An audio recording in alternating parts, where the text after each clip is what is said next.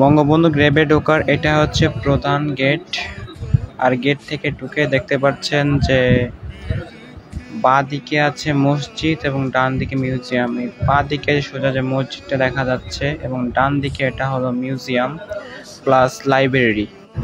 Library বন্ধ থাকায় লাইব্রেরিটা ঘুরে দেখা সম্ভব হয়নি, তবে মিউজিয়ামটা খোলা ছিল তাই মিউজিয়ামটা দেখার সুযোগ হয়েছে।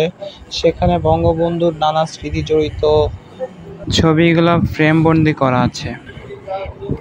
এই রাস্তাটি সোজা বঙ্গবন্ধু সমাধি পর্যন্ত গিয়ে শেষ হয়েছে, অর্থাৎ এই রাস্তাতে সোজা হেঁটে গেলেই বঙ্গবন্ধুর সমাধিতে পৌঁছানো যাবে।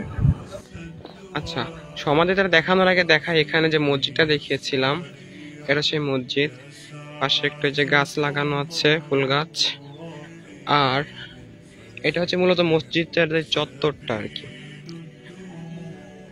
আর এইটা হচ্ছে সেই মিনার, যে আর উপরে মাইক লাগানো আছে এবং এখানে সম্ভবত অজু করার জন্য পানির ব্যবস্থা